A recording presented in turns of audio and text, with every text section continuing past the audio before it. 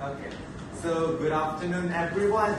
Today our group will be presenting an academic discussion on the role of reading in vocabulary development and language proficiency among ESL learners. Reading is considered a fundamental skill in second language acquisition because it provides learners with continuous exposure to language input. In this discussion, I will discuss how reading contributes to vocabulary development. Balkis will focus on the role of reading in overall language proficiency, and Harishni will explain on how reading is applied in ESL teaching and learning practices. So throughout our discussion, we will express opinions, support and challenge each other's ideas, seek clarification and also negotiate ideas in order to deepen our understanding of the topic. So shall I start with my first opinion? Okay, in my opinion, reading plays a crucial role in vocabulary development because it exposes learners to many new words in meaningful and authentic contexts. Unlike memorizing word lists, which may lead to shadow learning, reading allows learners to see words naturally in sentences and paragraphs. This helps learners to understand the meanings of words and how they are used in sentences, and also how they collocate with other words. As a result, learners can learn new vocabularies and use them accurately in communication. So for example, when learners read a short story, they may encounter words such as celebration, festival, traditional. So by seeing these words repeatedly in different contexts, learners can guess their meanings without direct teaching. For instance, when reading about celebrating a traditional festival, learners can understand that celebrate means to take part in an event, traditional means customs that were passed down, and so on and so forth. So this strategy is called contextual guessing, and it is very important for vocabulary learning. So furthermore, according to the British Council, extensive reading helps learners acquire vocabulary incidentally. I repeat, incidentally, which means you acquire some words, you learn new words without knowing. So meaning that they learn new words while focusing on understanding the text. I'd like to share my personal experience on this. Since Form 1, I've been watching this mythological Hindi drama in YouTube. So as a beginner, I did not understand much without subtitles. So as time went by, episodes by episode, I started to realize that the words they use in different contexts, I started to guess what they are actually trying to convey. So now I can understand basic Hindi. I can't speak fluently, but I can understand basic Hindi, which means that if I go to North India, I can definitely survive that. So that is similar to what we are discussing today. So when learners read often, they meet words many times, which helps them remember and recognize them better. So this is also supported by Krashen's input hypothesis, which we are learning in this current semester.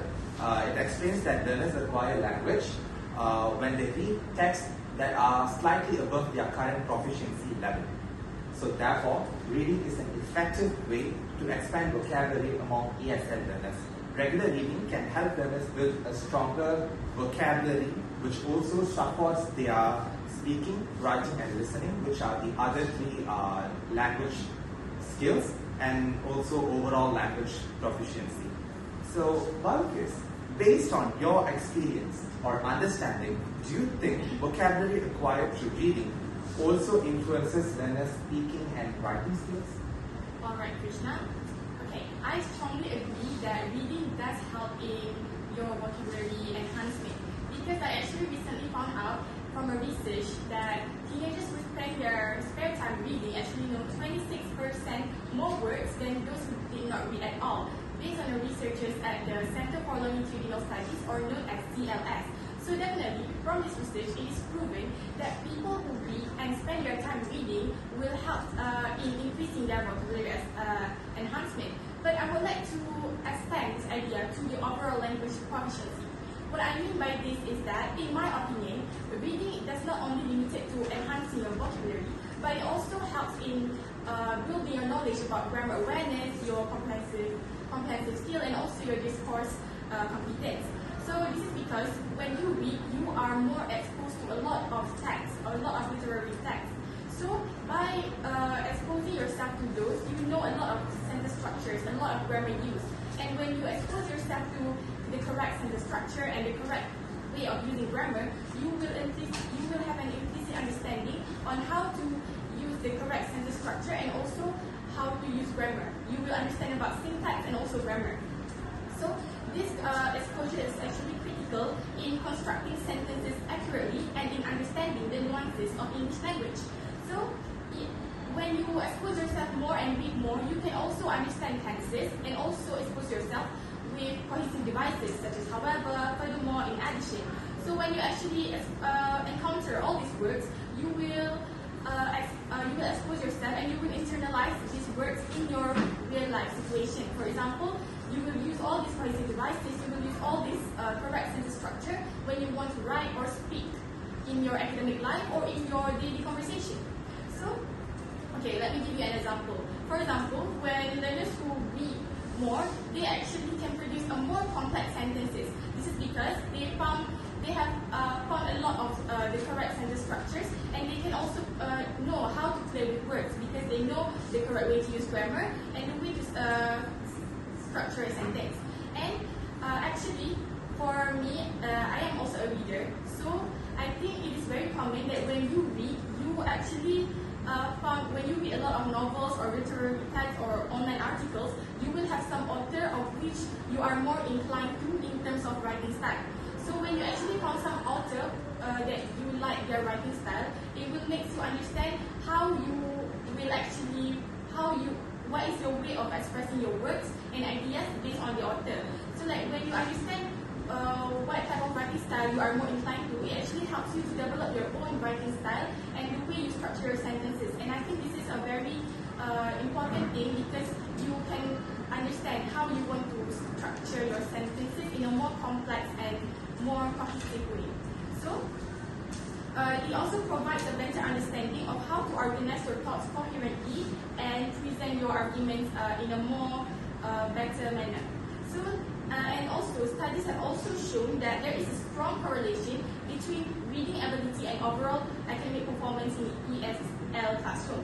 This is like I said before, when you read a lot, you actually apply what you read in your academic life. For example, the cohesive devices that I've said and the way you structure your sentences, because you are exposed to a lot of correct sentence structure, you actually apply them in your academic life, in your writing, your speaking, so that actually helps you in having a better academic performance. But I will also want to emphasize that this does not actually apply to all students. Although some students does internalize it in themselves, they do not necessarily actually can apply that in their academic performance. Why I'm saying this is because I want to slightly disagree with people's assumptions that say that reading alone can actually help you in enhancing or developing overall language proficiency. Although reading is a very strong input, I think there must also be an output. Output is like speaking, writing, or listening. For example, to make you understand, I think there are some cases where students actually read a lot. They actually read a lot of online articles, a lot of novels, but they still struggle to express their ideas coherently. They still struggle to find their words. So this shows that understanding a text doesn't always mean that you can communicate your ideas clearly. Why? Because if you just read and you did not practice how to speak, you did not practice how to write, it will still not be the same. If you only read and do not internalize or apply them or practice them, it will still not be a good thing. So, if students only read without using or practicing the language, their ability to express ideas will still remain weak. Why? Okay, I think, in my opinion, reading alone does not adequately address articulation or pronunciation challenges, and it does not provide immediate feedback. Why am I saying this? Because I think to actually develop a more better language proficiency, you should engage in a variety of language activities. For example, you could maybe read for enjoyment, you could speak with your peers, you could exchange languages with your teacher, so that when you do that, you can actually receive continuous feedback and you can also improve what you are lacking. Maybe your peers will say, oh, I think this is the correct way to pronounce this, or maybe your teachers will actually correct the way you structure your sentences. So definitely, if you only read, you did not actually know the correct way to pronounce sentences, or you do not know like the way you construct sentences, is it right or not, because you did not apply them, you did not practice them.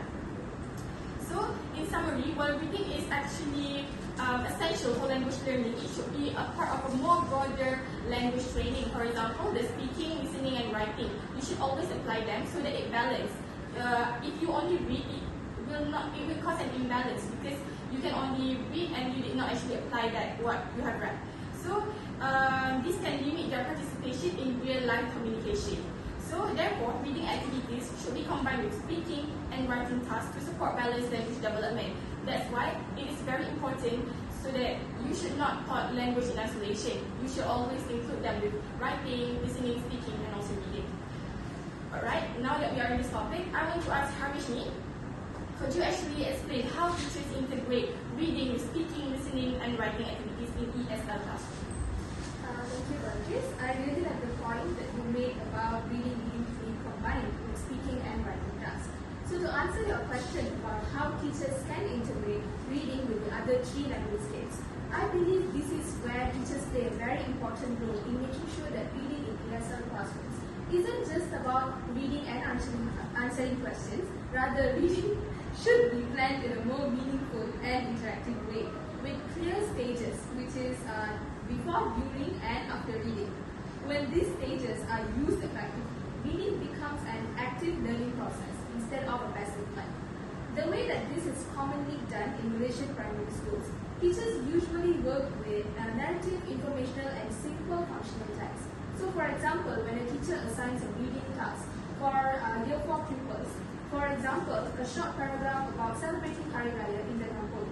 Before the reading starts, the teacher would normally introduce related vocabulary such as village, relatives, celebration, and traditional food using pictures, flashcards, or even providing real-life examples.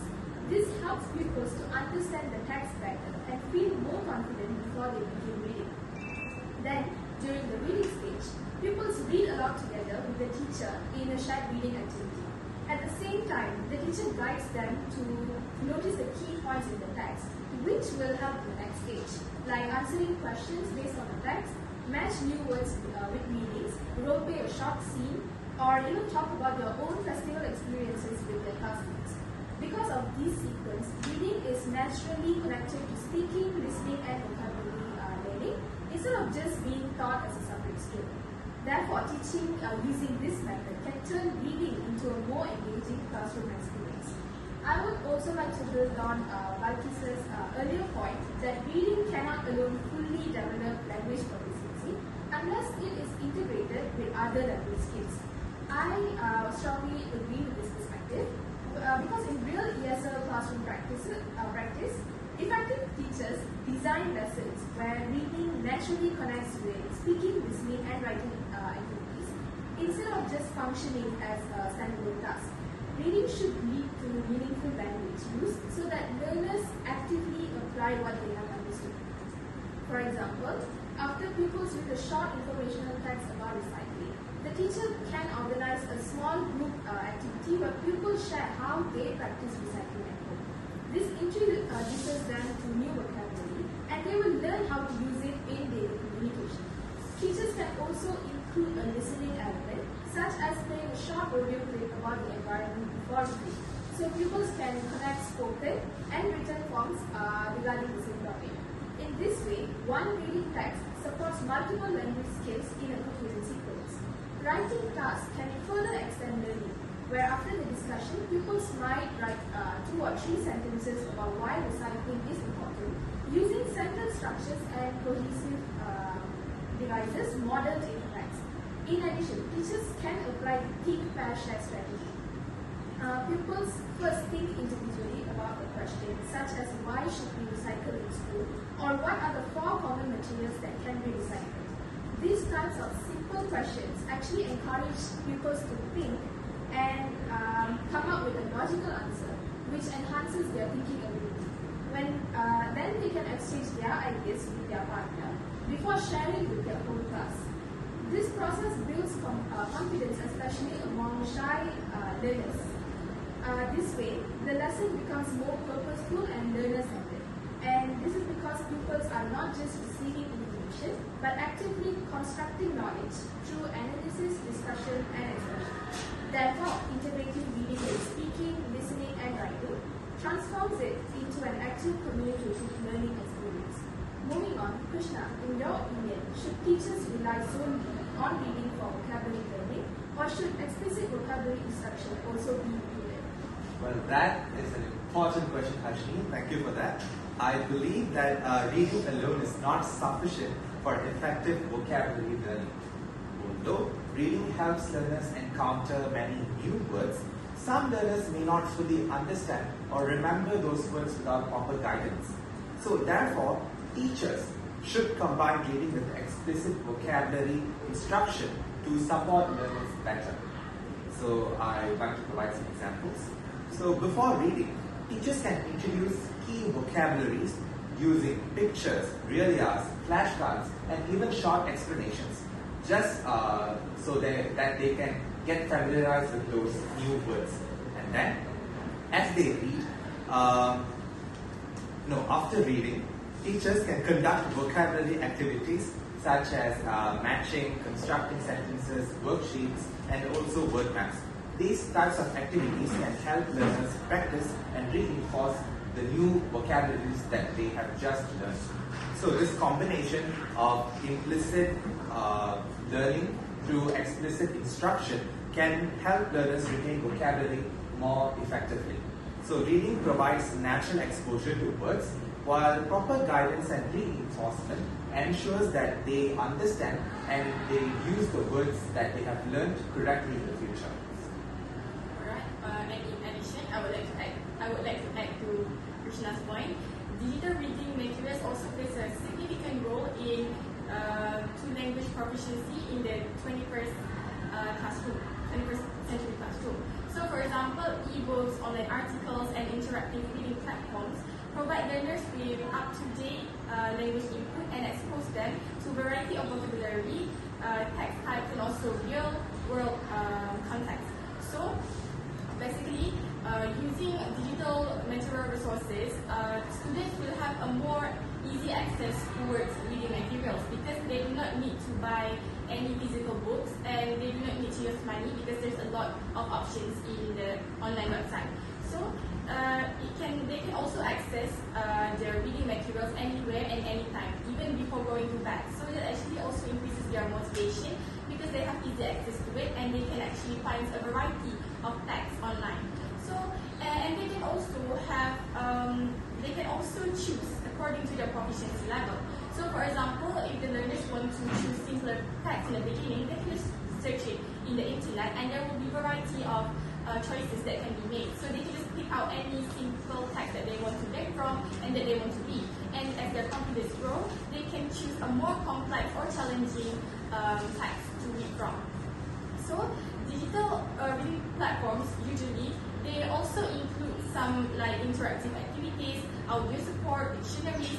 So things like this actually also enhancing students' motivation because when you read from physical book, it's just like ink and paper. But if you use a reading material online, there will be more things like audio support. There will be interactive activities that can also enhance the way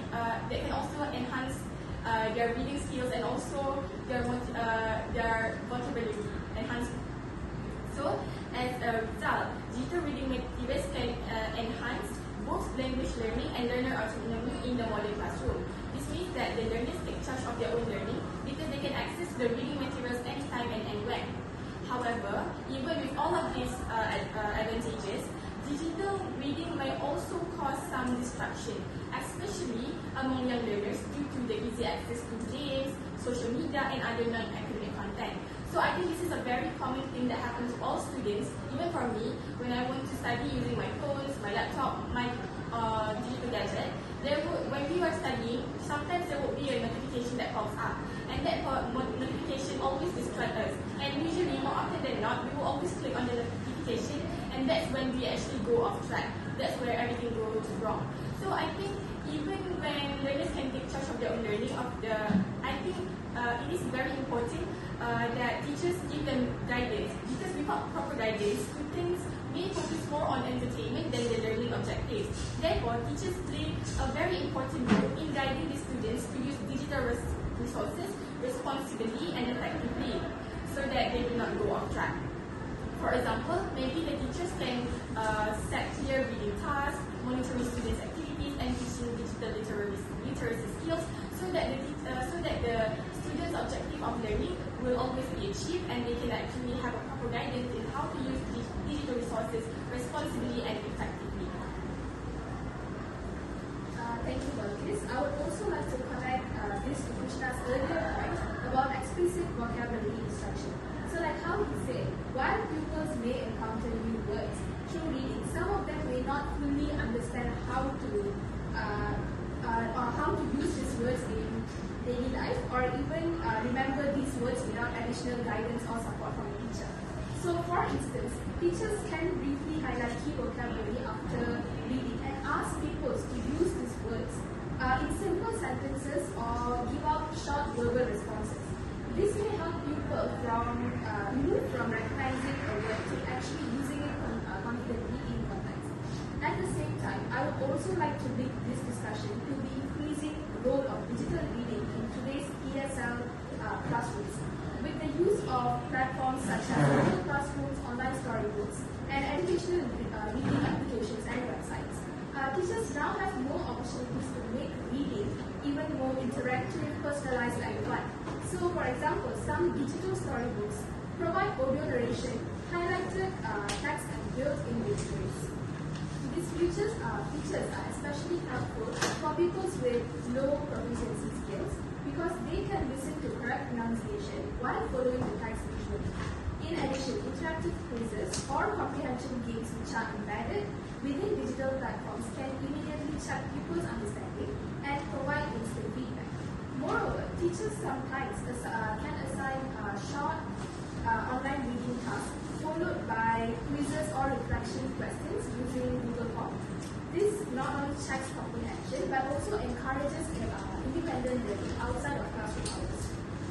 Digital learning also allows teachers to provide differentiated materials, meaning pupils with higher proficiency can attempt challenging texts, while low proficiency pupils can temporarily stick to the simpler ones. So this supports inclusive learning and ensures that no pupil is left behind. However, as Balkis mentioned earlier, digital tools also bring challenges such as disruptions or over-reliance on technology during reading activities. This is where teachers play a role in setting clear objectives and time limits so that pupils can stay focused while completing a task which is assigned by the teacher. So therefore, it is safe to say that technology acts as a support during classroom reading practices and not entirely replacing the teacher's role in guiding learning. So with that in mind, Krishna, how do you think teachers can motivate pupils who dislike reading or find reading in English difficult? Okay, well, in my opinion, motivation is a key factor in developing reading habits among ESL learners. Okay, let's say you walk into a classroom full of students and ask them the question, what is your favorite hobby? It is a saddening and undeniable truth that most of the answers wouldn't be about reading because they don't have the proper motivation. So when students are motivated, they are more willing to read and explore new texts. So therefore, teachers should provide interesting, level-appropriate and culturally relevant reading materials. Why culturally relevant? Because they should feel familiar with the topics they are about to learn. If they feel like the topics are alien, they won't be as much as interested to learn or to read. So for example, comics, short stories, and text about students' hobbies, or even Malaysian festivals such as Hari Raya, Chinese New Year, Gawai, Deepavali, so on and so forth, food and light festivals. So these types of topics can attract learners' interest and make reading more meaningful to them. Teachers can also use group reading activities, reading games and reward systems to make reading more enjoyable and interactive among the learners. For instance, pupils can read in pairs. They can read with their best friends so that they will find reading more enjoyable. They can participate in reading competitions which would earn them prizes, and also teachers can reward them with points upon completing a reading task. So these activities can increase student engagement and also boost their confidence. So when students find reading fun and meaningful, they are more likely to develop a positive attitude towards reading and continue to read independently. So what I'm trying to highlight here is that we are going to be future teachers, and we as future teachers should kickstart the interest of our future peers to make reading as their hobby. So as they mature, they will actually find and understand the benefits that reading has, and they will start to make reading as their hobby and start to read independently. So this positive attitude can help them improve their vocabulary and overall language proficiency in the long run. Alright, so I agree with Harishni and also Krishna's points. And to summarize this discussion, it is very evident that reading plays an important part in developing vocabulary and overall language proficiency. Because through reading, learners are exposed to new words, sentence structure, and sentence patterns in meaningful context.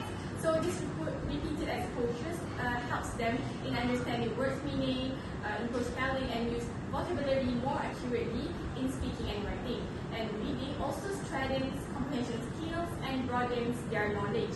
So, however, I would like to emphasize that reading should not be taught in isolation. It should still be integrated with writing, listening, and speaking. So, with effective teaching strategies, I believe that reading can become a powerful tool for improving overall language proficiency. If I were to put my 2 cents in, teachers must carefully design engaging and meaningful reading activities by using both traditional methods and in line with 21st century learning, using digital learning materials. So this allows pupils to experience different types of reading while keeping their interest and motivation level high. So at the same time, teachers need to provide clear guidance, appropriate support, and opportunities to discuss so that pupils are not only reading to understand, but also using the language actively in daily life. So with proper planning and guidance, reading can truly become a powerful and effective tool for developing vocabulary, confidence, and overall language proficiency in ESL classrooms. Okay, so thank you for the summarization, Balkis and Harishni. Shall I make the final conclusion? Yes. Okay. So reading is a fundamental component in second language acquisition. It helps learners acquire vocabulary, understand grammar, and develop overall language proficiency.